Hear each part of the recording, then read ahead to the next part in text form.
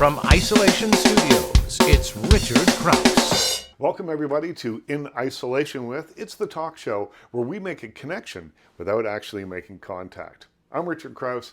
I hope you're staying healthy, I hope you're staying happy, and I hope you're staying safe. My guest today is having an incredible couple of years with starring roles in Ready or Not, The Frontrunner, Goalie, Marriage Story, Bad Times at the Royale, and City on a Hill, and now a new indie called Hammer, now on VOD. Mark O'Brien is a very busy actor. And if that wasn't enough, he also became a dad and wrote and directed his own movie, The Righteous. On a Zoom call from his home in Los Angeles, we got caught up.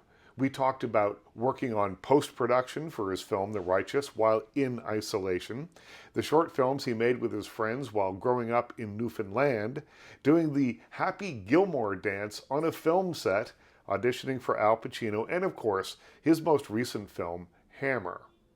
It's the story of O'Brien's character, Chris, who is having a very bad day. Estranged from his parents and deep in debt to some very bad people, he arranges a deal with an old associate.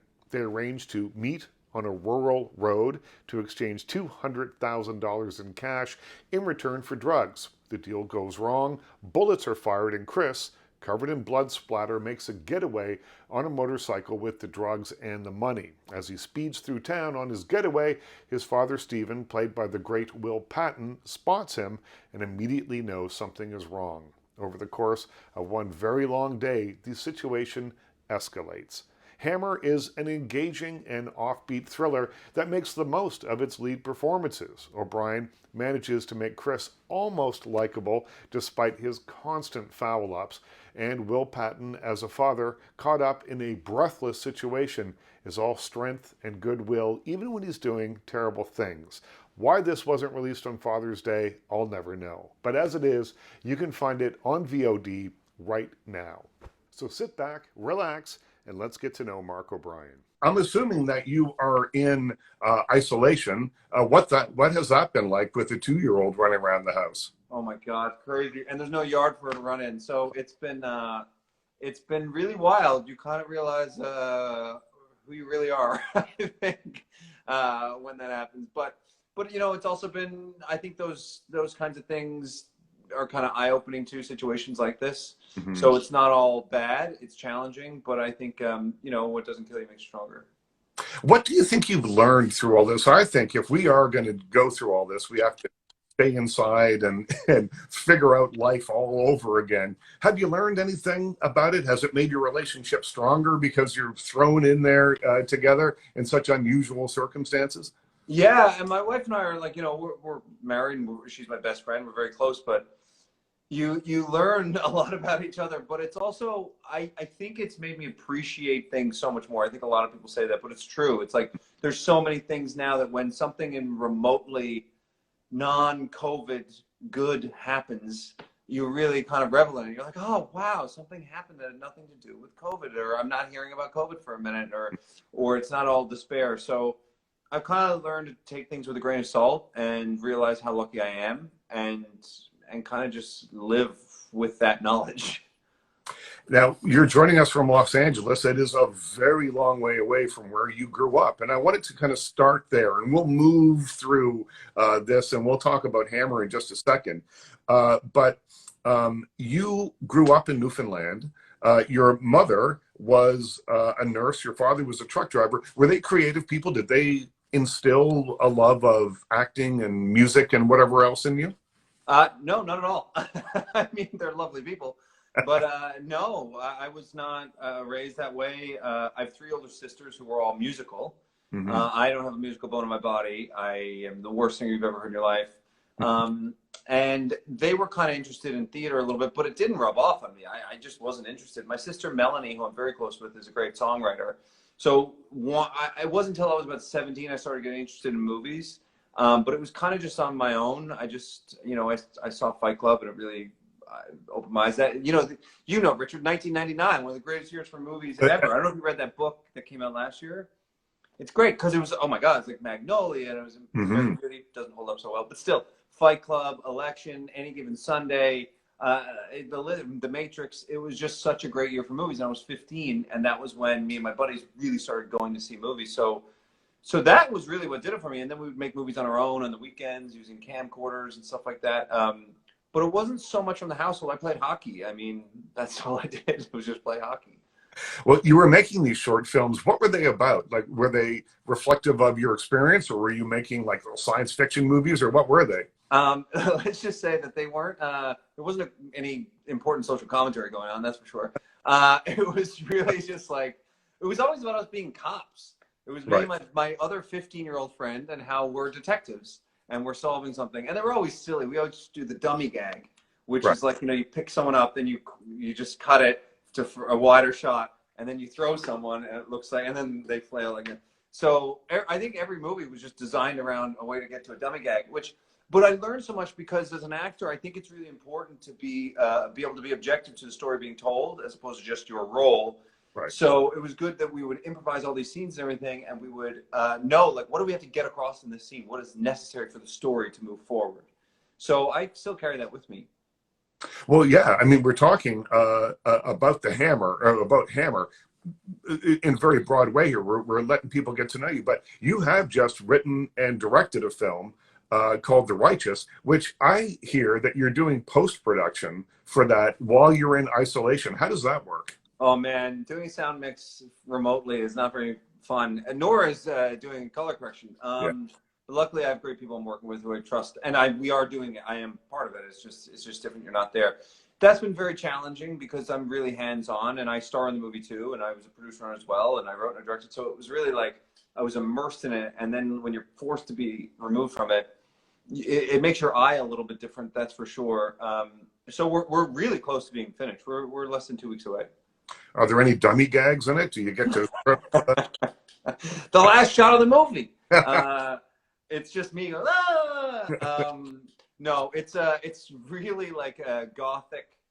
It's black and white. It's very like kind of a psychological horror, very inspired by Carl Theodor Dreyer, Bergman, Tarkovsky, maybe a bit of Yorgos Lanthimos.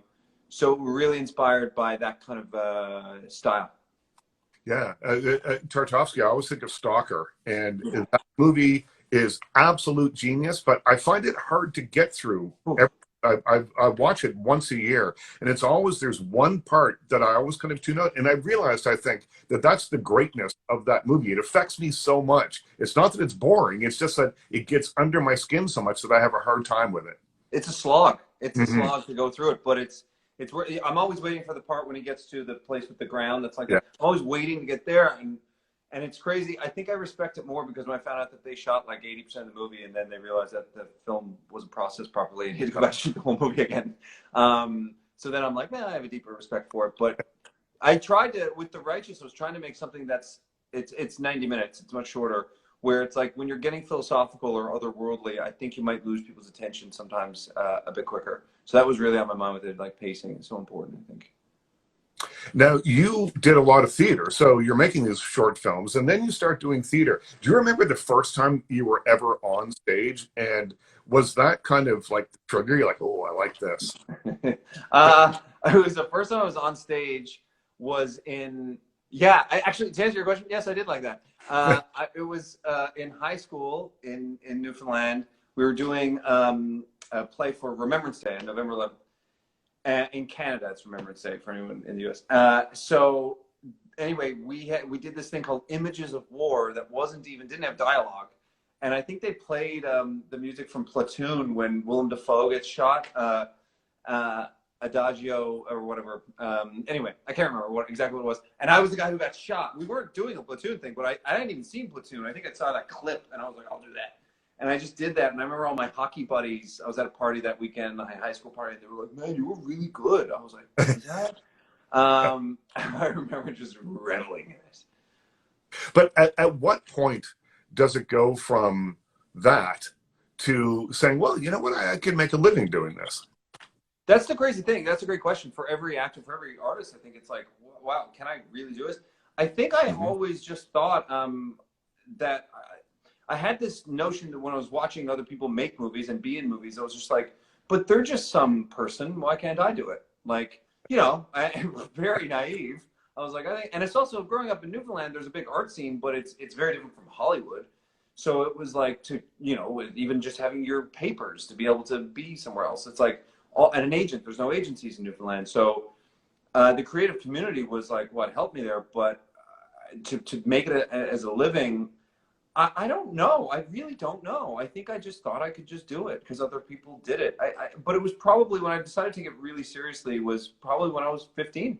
I think I just saw those movies and I was like, yeah, I think I can probably pull that off. Weird. It's weird. I never really thought about it like that, but it's true, I think. When you got your first big job, you were in kind of an unusual place when you heard, right? You didn't have an agent, and you were taking a. Yes. Yeah. Oh, wow. You did your research. Yeah. It was for a miniseries called Above and Beyond. I wasn't sure that you'd necessarily done your research that well. That's why I was like, maybe he doesn't know. Yeah, I was riding the Metro bus in Newfoundland with my girlfriend at the time, and I called, and I remember the producer, Paul Pope, who you probably heard of or maybe even met before. Paul, legendary producer out of Newfoundland. He called and was like, so, you know, here's the part, you got the part and everything. Do you, here's the rate, and do you want to do it? And normally the producer doesn't call, your agent calls you with that information. And I was like, yeah. And then I remember I rode around on a bus for like a little while after that, and ended up talking to the bus driver about it. I told the bus driver, which is really interesting. Yeah, I was very excited. Well, of course, right? It's the first, Yeah. and it probably the first kind of real money that you would have made as an actor. It says a lot of stuff. It says, you know, this could actually work. Yeah, this could be a thing to sustain myself in some sort of way, and then it makes you dogged. Then I was just like, I just want to keep doing it and doing really well. So I became really driven, I think, after that.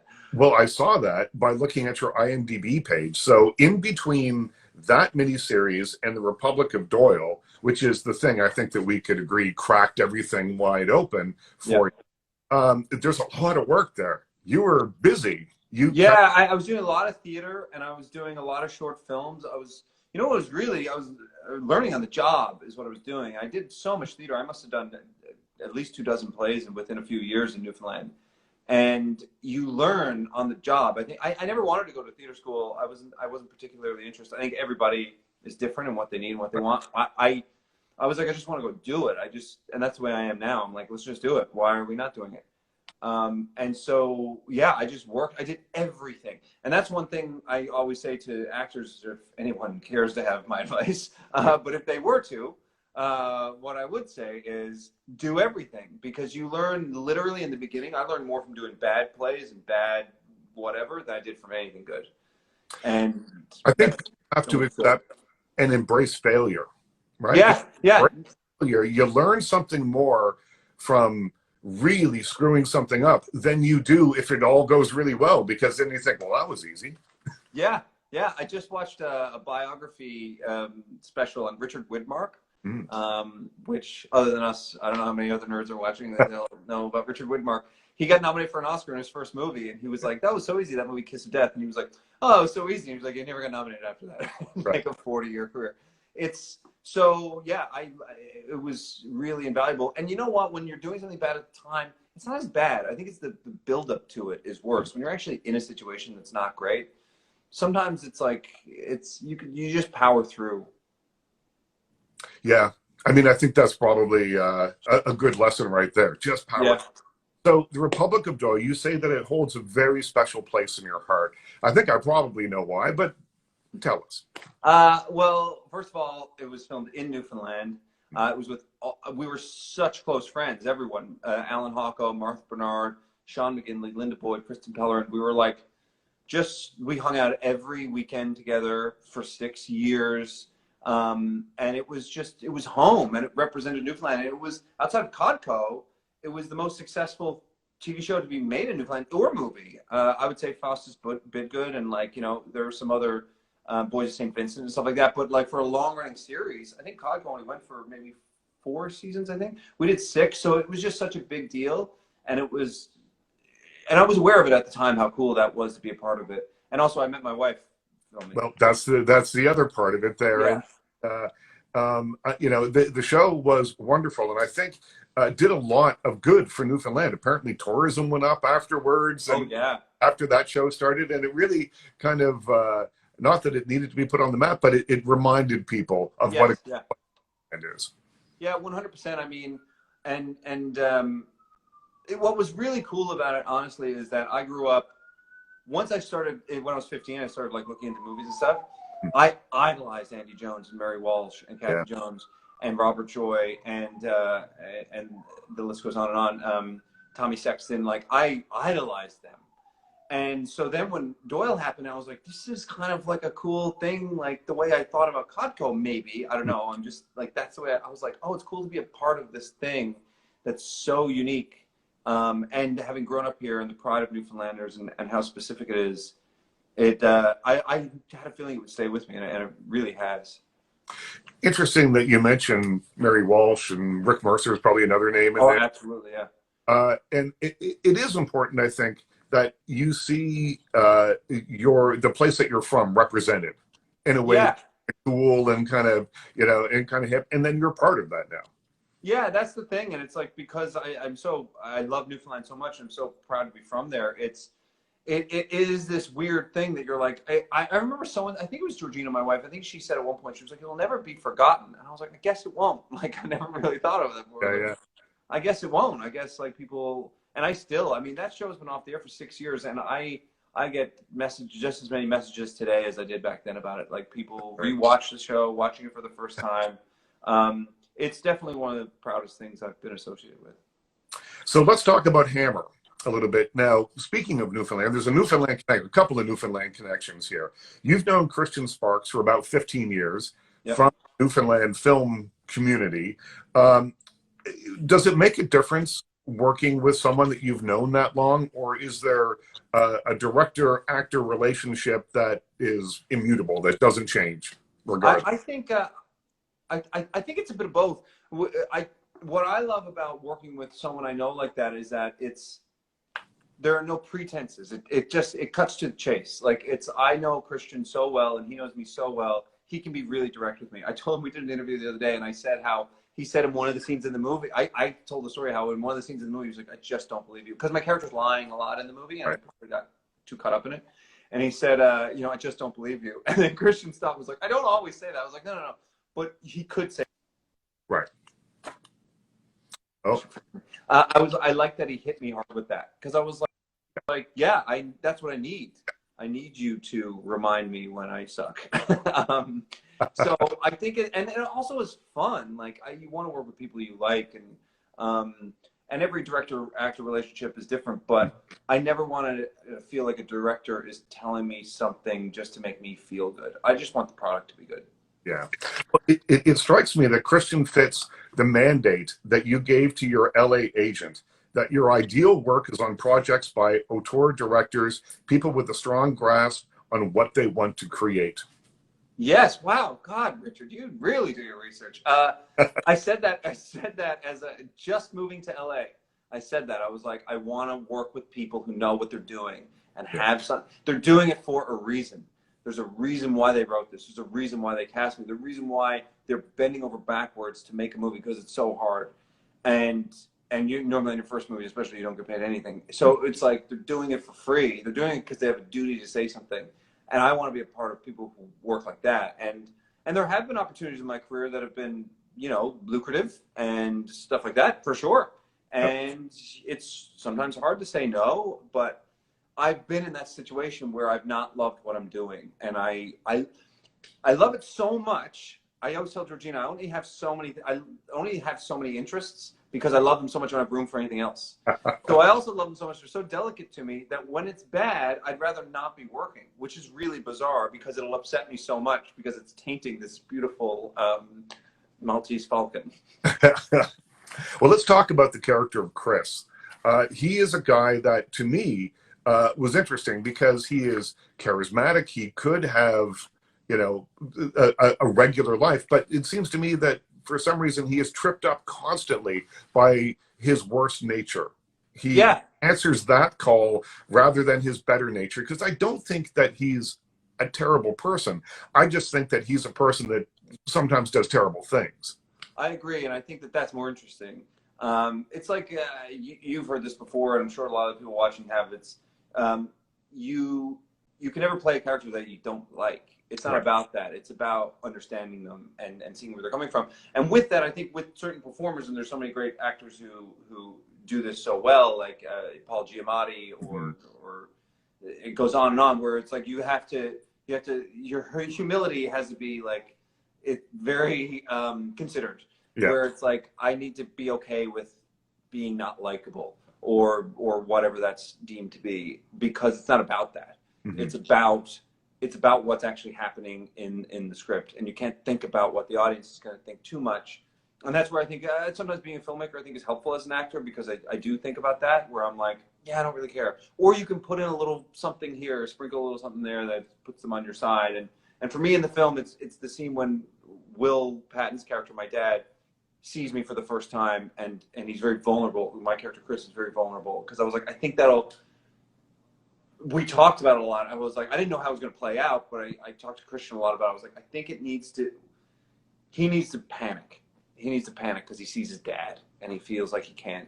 And I think that'll put us in his world a little bit more. It will humanize him. Yeah, absolutely. Yeah. Something terrible. And he's still, underneath it all, whatever, he's a badass, but he still is fearful of being caught by his dad doing something stupid. Which is the child in all of us. Yeah. I'm still scared to death of my parents. When I curse around my parents, I'm always still like, you're cool with that, right? It's like, we're chill now, right? Like, so it is a version of that. And you can never judge the character. I guess that's what we were really talking about. Yeah. Terrible people don't walk around going, man, I am a terrible person. Yeah, I know. You just have a point of view. Yeah. They have a point of view. That's why it's funny. I mean, I don't want to get in politics, but someone like Donald Trump, I think there's this thing of like, how could he? And I'm like, totally.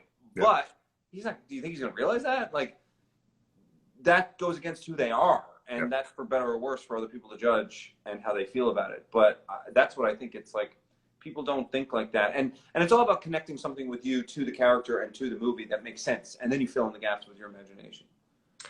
One of the things I think that makes Hammer so interesting is that it's a genre movie. It's a crime drama of a sort, but it really is more about the relationship that you have with your father, who's played by Will Patton in the film. And that's what I thought gave this movie so much depth, is that I've seen heist gone wrong movies before, and I've seen double cross movies before, and I've seen all that stuff before. And elements of all those things are in here, and they're woven into the fabric of it. But when you have something that is so kind of primal and basic as the relationship between a parent and a child, that is also completely wrapped up in the story and makes perfect sense for that story, that gives it something more that I think sets it apart from other just strictly crime dramas. I agree. I think it's always it's a unique take on a common matter. It's the common matter is the genre, and it's the heist and stuff like that. The unique taste, it's like, that's not really what it's about. It's kind of like I always say this. I love. It's one of the reasons I love David O. Russell and Denis Villeneuve and the Coen brothers and stuff like that so much, because the films are the Coen brothers are a bit different, but like the films are marketed as what they are, as like the genre, to get people to go see it.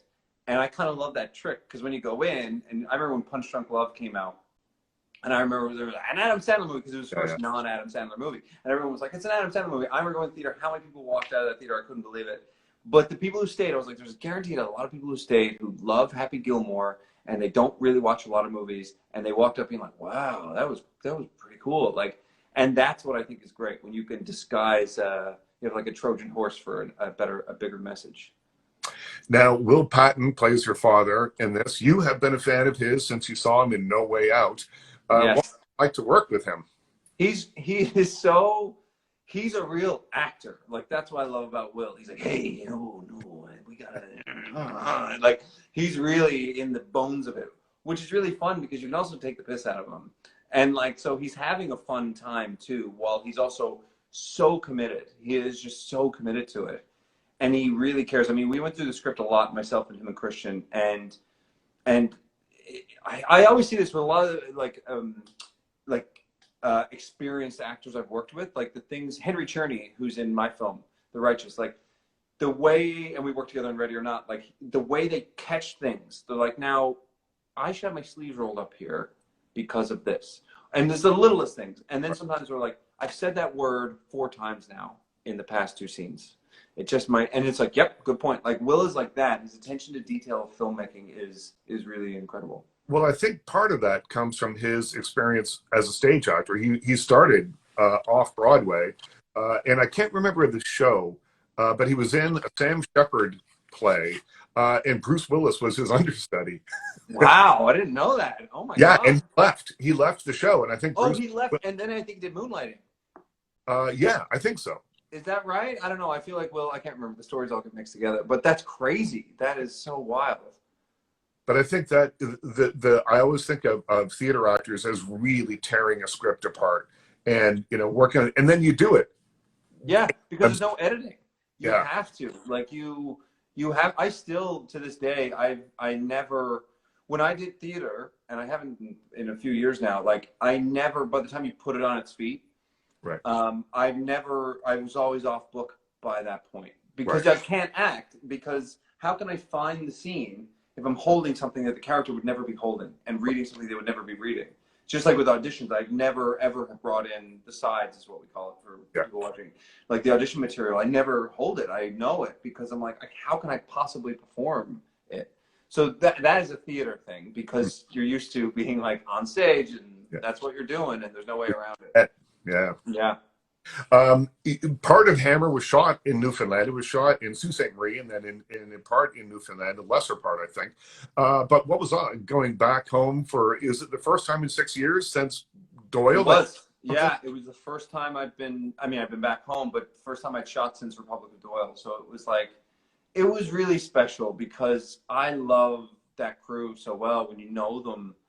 So like, it's not just like having fun because you know everybody. I mean, that's a huge part of it, but it's also like, you know how everyone works. Right. And it's the shorthand and it's just like, it's quick, it's boom, boom, boom. And it was such a thrill because I was like, oh my God, I hadn't realized it really at the time. I was like, it's been years since I've been back home shooting and I was used to doing it every year. Yeah. And then when I shot The Righteous in Newfoundland as well, it was that all over again. I was like, man, how many directors are so fortunate to have their first film made with all friends? Like, it's a rarity, and Newfoundland is that unique place for that.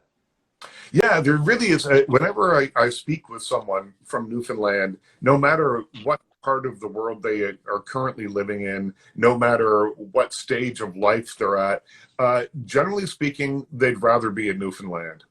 Yeah, there's just something about it. It's in the air, and it's when you get off the plane. Have you ever been there? No, you know what? Oh man, you got to get out there sometime. You should go to the Women's Film Festival some October because that's a great film festival. The St. John's International Women's Film Festival. So when you get off the plane, the air is fresh right away, and it's immediately in you. And that's why Newfoundlanders. I don't know a Newfoundlander who doesn't have that pride, and it's such a special thing. And I think it's great when anyone feels like that from where they're from. I mean, what a beautiful way to feel. So I always, that like calms me in a weird way. It soothes me to know I love where I'm from. Part of this film, a couple of key scenes in this movie take place in a cornfield, and the cornfield is interesting as a cinematic tool, right? As a scene, because there's an up and down, I guess, but there's no left or right. You get in there and you don't know where you are and you can get lost. And I thought it was a metaphor for the character for one small moment. But also I thought, what's it like to shoot in one of those things? It's really pleasant. No, it's not. It's really unpleasant. But then, like, the film lover in me and, like, the competitive part of me was like, hey, let's just do it. And then, like, the film, I was like, this is going to be great. Like, it's such a tool. It's like a character. Mm-hmm. And I actually, like, I do a lot of running, a lot of sweating, a lot of being on 11 in this movie. Right. But running through that cornfield and getting sliced up by all those husks and everything was real after a while. And you can't hide from the sun. There's no shade. So after a while, you're like, you kind of feel like you're going nutty. And we spent quite a bit of time out there. But then I actually just felt bad for Christian and our DP, Mike McLaughlin, because I was like, how are you shooting here? And Mike, our DP, is fantastic. He's very handheld. Right. Well, the whole movie's handheld, but he does that quite a lot. He's very good at it. So he would just run and gun, like running through the cornfield. And I remember the first AC at one point free balling, like trying to get the focus, and we're 20 feet away. He doesn't even know what we're shooting. So it had its own challenges, but at the same time, I was really excited because I knew it was going to look really cool. I mentioned that the cornfield is kind of a metaphor on its own for some things that are happening to the people in the film, but there is an even more kind of obvious metaphor in this movie, and it's just something visually that has stayed with me since I saw the film, and that is, and this doesn't give anything away for people that haven't seen Hammer yet, but at one point you come across a snake that's eating itself. Yeah. And that, to me, suggested that it was a metaphor, I thought, for the circular nature of Chris. This is just caught in this continuum where he's just going to continue to eat himself and never be able to break that loop. Yeah, you're exactly right. And it's what I like about that metaphor is that it's not too on the nose. It makes you think for a minute as opposed to just giving it to you. And I thought that was really great. That was a great idea from Christian. And right? Sorry? It's a really startling image. And it's also, it's very dynamic and provocative. So you're like, whoa. But it also is that thing. Like, I think the character of Chris is like people I know. It's like they just can't, they know better, but they sort of can't stop themselves. And I think by the end of the movie, he's definitely, and this was important to me, is like, there's a change, but you don't really know what the change is going to be. Right. And I think for Will's character, you kind of see a bit of that too by the end of their story. It's like, what is this change going to be? Are they going to turn around? Who knows? Who knows? Do you ever think about the character? Is it part of your process to think about the character after the movie's over? What happened to that guy 10 minutes after we leave him in the movie? What happened to him a year afterwards? Or is it just what's on the page is what's on the page, and that's... It's just, I think it's interesting to think about it, like to chat about it like we are now, but at the time I never think about it. You're just so... It's weird. Every actor has their different thing. I don't like to do a lot of research unless it's completely necessary. But my main thing is just reading the script a lot and being like, how do you sprinkle in different bits here? You kind of, yes, you want to just be the character. It's just happening. And that's totally true. But you're also like telling a story. So you're like, I got to get an idea across. Like I was talking about when I was making movies when I was younger. It's like, first of all, what is the motivation? And the only scripts that are bad are when nothing happens in every scene. Or it's like, this scene, nothing happened. Nothing actually happened. They said a bunch of stuff. And that's when you're lost as an actor and you get bored. I remember Georgina was doing, because we always read for each other's self-tape auditions. And Georgina was auditioning for something, I don't know, years ago. And she was like, I feel like this is a good script, but I just don't know. I'm not responding to it while we were taping it. And I was like, I know what you mean. And then we both realized, we're like, they're not saying anything. And it wasn't even bad writing. So it was like, you had to look for it. It was like, they're not saying anything.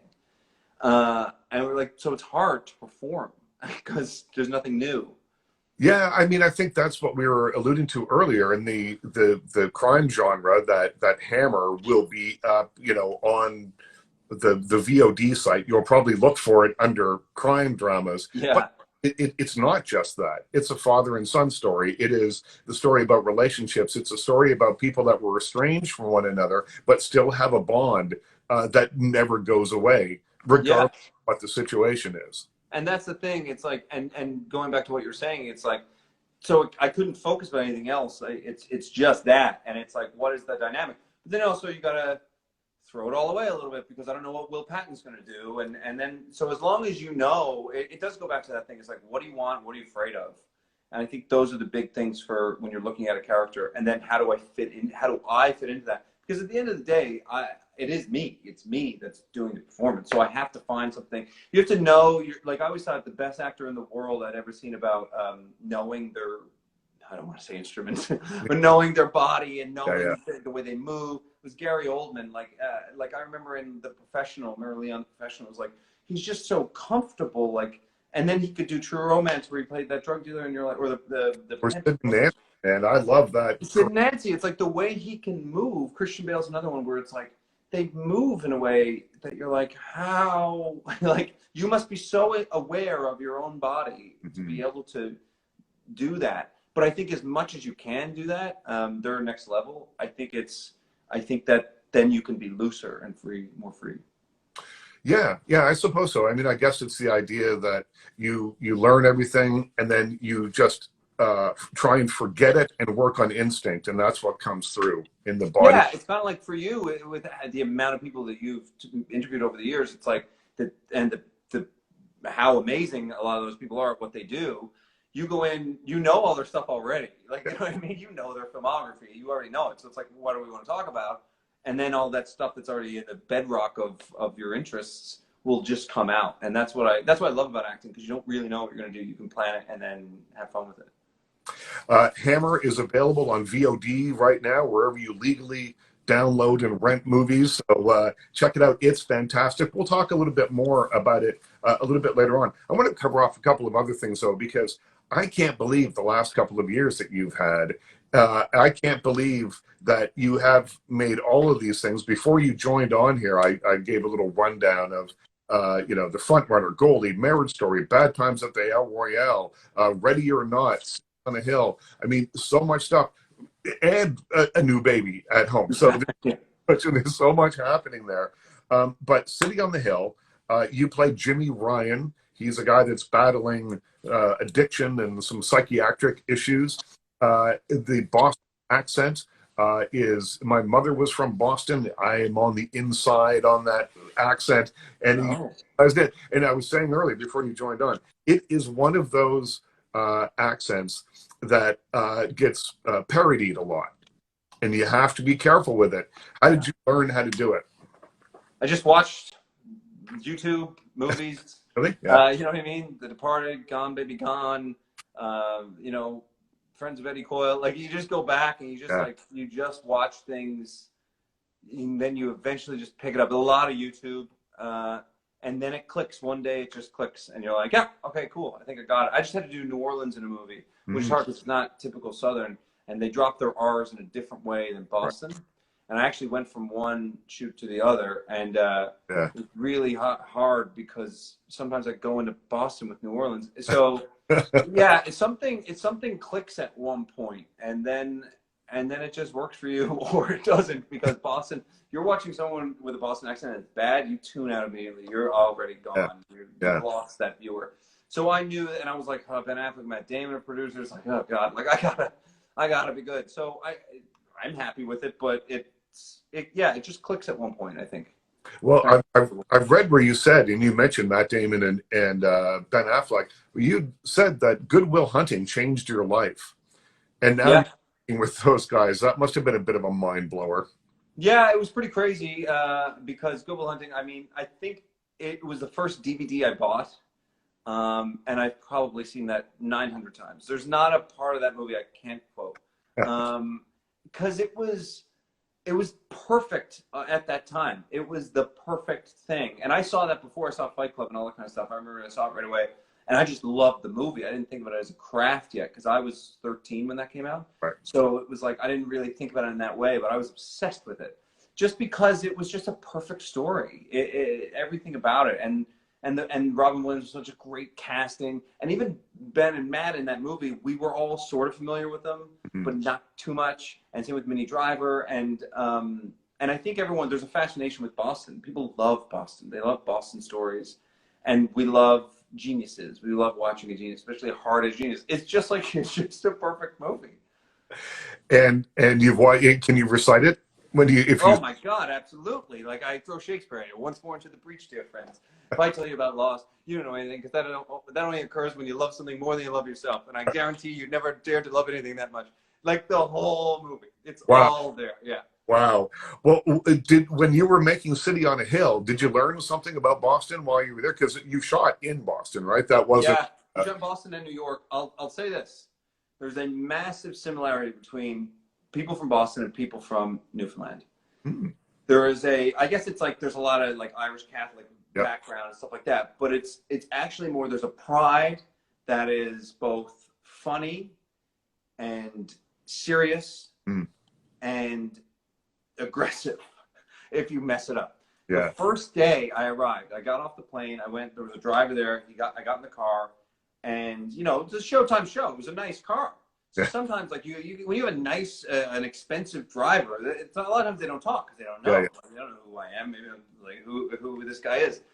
Get in the car right away. He's like, "Hey, how you doing, bro?" And I was just like, "Oh, I'm good." And he's like, "See that place over there? My uncle used to live there. They shut it down long ago." And he starts giving me the history of every single part of Boston. And I was like, I felt like I was home in Newfoundland when you get in the cab. The same thing. They're like, "Oh, where are you going by? Oh, they screwed up that building over there, and they screwed up that one. I don't like this place anymore." And you're like, "Hi, I don't like. I could be from Russia. I don't even understand the language."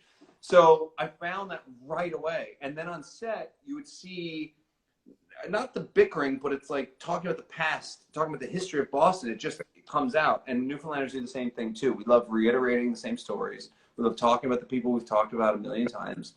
It's just what we like to do. I don't know. We get excited. It's in your genes. You were meant to play Jimmy Ryan. Yeah. And you got to work with an incredible cast on that show. Oh my God, yeah. As well. I mean, you know, Kevin. Well, now you're a degree or two. Well, no, you're 1 degree away from Kevin Bacon now. Yeah. Or is the degree? Am I the degree? Like I never know how it works. It's like I guess I'm 1 degree away, but then again, I'm like, but aren't I? I can't be close. I can't be him. That's so right. In a way, I'm just there. I went into the. I'm not gonna describe that, but it's like you know, I got into the zone, I guess. But anyway, he's fantastic. And Jonathan Tucker, one of my best friends, played my brother. Such a great actor. And Aldous Hodge, Amanda Clayton, great cast. Yeah, Jill Hennessy, another great actor. Yeah, I love Jill Hennessy from Edmonton. Yeah, great girl. Yeah. Let's talk about Ready or Not a little. Oh yeah. Because I love this story. So you go into the house and you see the stairwell and you're like, does anyone else see it? And you did a little dance number on the stairwell. Tell us why. It's the mansion that they shot Happy Gilmour in. And Happy Gilmour, oh my God, it was my whole life growing up. How many times did I watch Happy Gilmour? So there's a part in Happy Gilmour where he like tells his dad he's not going to go back to school or something like that. And his dad's like, ugh, and like leaves. And then he does this dance down the stairs. And I went in with a couple of the actors and they kind of, I think, just like parsed out and left me. And they were like, just went off somewhere and we weren't ready to shoot yet or anything. And I was like, because I knew it was the Happy Gilmour mansion, but I didn't know the stairs were going to be there. I was like, that's the stairs. And I went up and did the joke to no one. No one was watching. And I just was like doing this dance to everyone. And I think it was like the first or second day. It was first day in the house. It was probably like the second or third day of shooting. And then one grip went by and he went, I did that when I came in. And I was like, I'm going to be your friend. So it was very cool. They're shooting that. I mean, I've seen that movie so many times. It's ridiculous.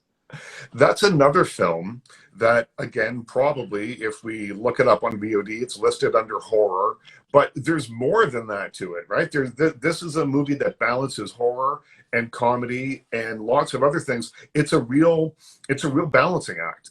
This one. Oh yeah. About it? I was amazed at what a great job they did because when I read the script, it was a page turner. It was like, this is really interesting. It's really quirky. It's really funny. It zips by. But I was like, I don't know how they're going to pull off that tone. That's a tough tone because you don't want it to be too funny.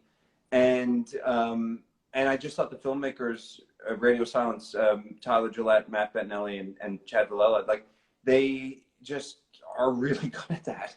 Like they just balance it really well. And there's also a social commentary running through the whole thing too, which I thought was really intelligent. And I just met with them and I loved them right away. So they did such a good job. The biggest challenge for me in the movie was that I think everyone was a bit concerned about was there's a scene where I kind of changed my mind with Samara's character who plays my wife in the movie, Samara Weaving.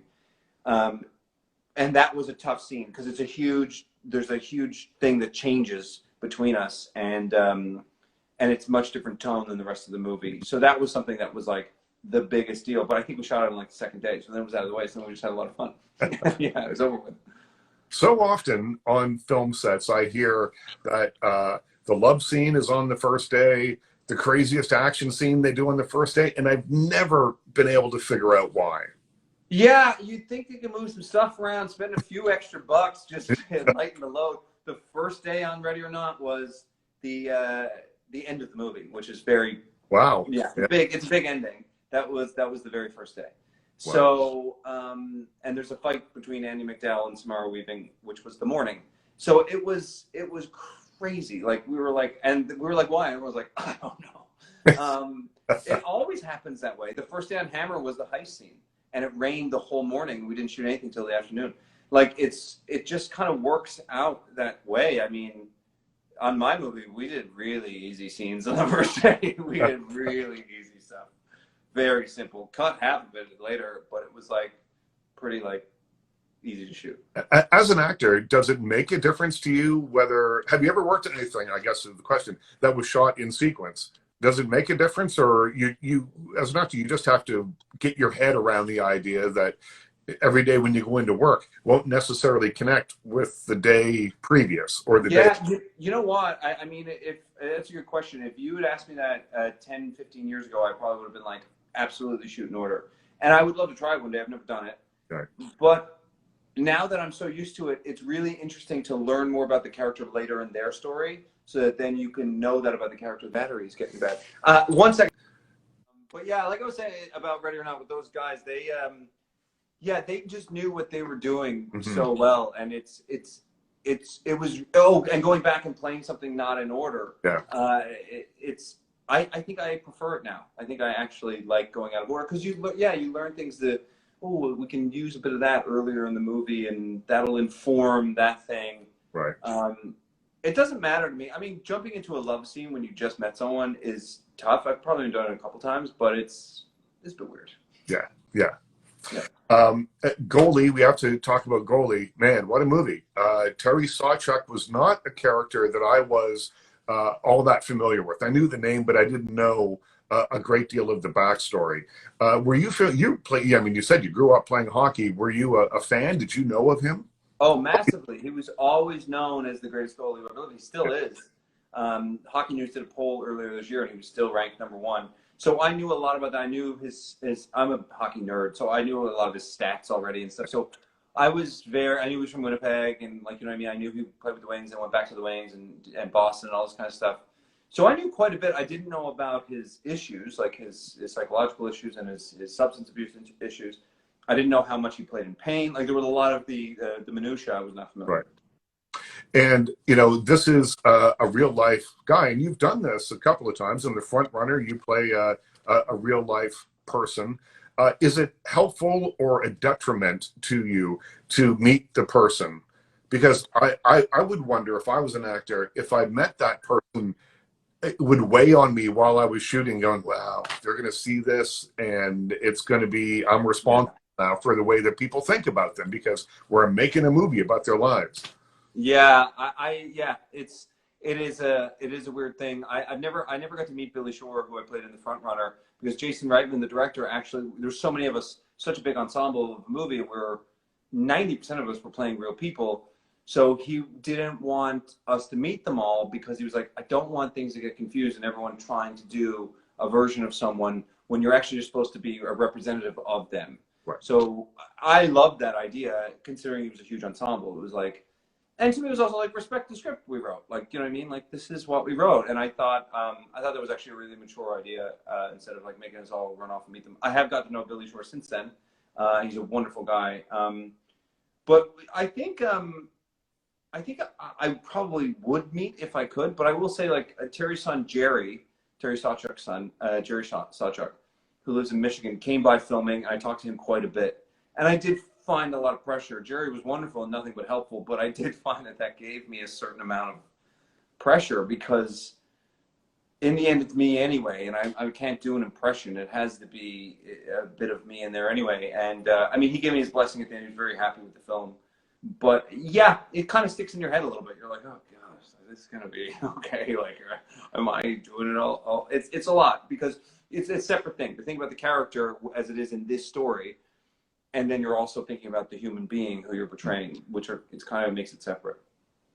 And Georgina's in that film, and it's not always great for her in that movie. That's a great way of putting it. It is not always great for her. It was very demanding. We had a 4-month-old at the time too, so Georgina was breastfeeding in between takes. It was a wild time, probably the most lively experience I've ever had professionally. It was just wild, but we look back on it so fondly because we got to do that together. And Adriana Maggs, the writer director, is a very close friend of mine. And it really was an honor. It was a huge... You talk, times you've mentioned here about, I got to make this move. Christian is a friend of yours. You're a director. Adriana Maggs, a friend of yours. You talk about this, like you have this community of people around you and you prefer to work with people that you know. Yeah, absolutely. I mean, it's great meeting other people, but like, of course, I'll always want to work with different people and switch things up and stuff. But there's something about, it's the fun. It's the product, but you're never going to work with someone who's your friend who sucks at what they do. Like, you know what I mean? So you know that they're good, but it's also like, I want to enjoy this. And I already know I can trust them. And I think we're going to go have a good time. And like, to be honest, in the past few years, I've turned down a lot of things. So I'm very picky. So it's not just about fun, but when it's good and I know we're going to enjoy this great thing that I used to do for free with my buddies every weekend, I'm like, I want it to be great. And I want the story to be great. And I know that I can have an open, honest collaboration with them. And a lot of actors will talk about like when you get offered something as opposed to auditioning. And obviously it's very nice to be offered and it's a nice compliment and everything. And it takes a while to get to the point in your career where you can have any offers at all. Right. But like, I think it's more about when you're offered something, you know then that you're going to go into this as a collaboration because they want to work with you. You're saying, absolutely, I want to work with you too. Let's just start. Whereas if you're like, please give it to me, sometimes the dynamic doesn't work out that well. So that way, when you're working with friends, the dynamic is already there for you to have something really fun and really wonderful. And then you meet new people. Like I just did a movie with this filmmaker, Justin Chon, who I love him to death. Yeah, from Blue Bayou. And it just sold to Focus Features, which is very exciting. And Justin, I hope I get to work with him again. Like we became so close. So it's great. Like, yeah, you kind of get this little, like repertoire of people.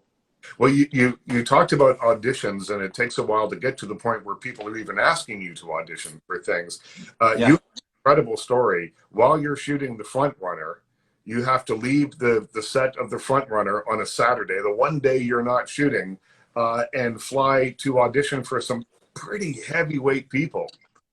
For City on a Hill, you mean? Oh, City on the Hill. Yeah, it's City on the Hill, I guess. And you had one day off and you went and auditioned for Al Pacino. Oh, wait. Oh, no. Sorry. I was shooting Arrival. Oh, Arrival. But I've done several versions of that. You're not completely wrong. I was shooting The Frontrunner and had to go to New York to screen test for City on a Hill in the middle of it. Right. And then, but Arrival was really wild because it was like a Wednesday that I think I found out that they were like, Pacino likes you and Mamet, you got the go ahead to go meet them. I was like, okay. And then I was shooting in Montreal on Arrival for 2 months. We had 2 weeks left that we were going to go up to Rimouski, 6-hour drive north of Montreal on Monday. For Monday. We're going Friday. Or the company was moving Friday. It was for Monday. The audition, they tell me, is Friday. And I'm like, that's the day I'm supposed to travel. And they're like, actually, it's worse than that. Your audition for the director's on Friday. She's in Oakland. For Al Pacino, it's Saturday. It's the next day. And I was like, I have to get back for Monday morning, 6 a.m. to be on set.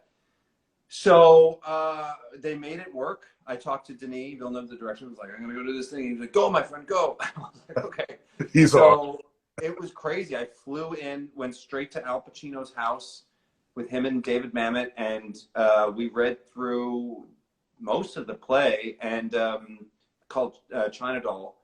And then Georgina picked me up. I went home as I was living in LA at the time. Flew out the next morning at 6 a.m. Flew from Toronto into Toronto to Quebec City. I had to hire a car because I didn't know if the rental car place would be open in the middle of the night. Hired a car to drive me, which was the most money I've ever spent on a cab, all the way to Rimouski, and then got in and shot the next day, and then found out the next night that I didn't get the part. And I cried. I cried immediately. And Denis asked me, he said, did you get it? And I was like, which was really sweet that he even cared. And he was like, did you get it? Have you heard? I was like, I didn't get it, man. And I was like visibly distraught probably.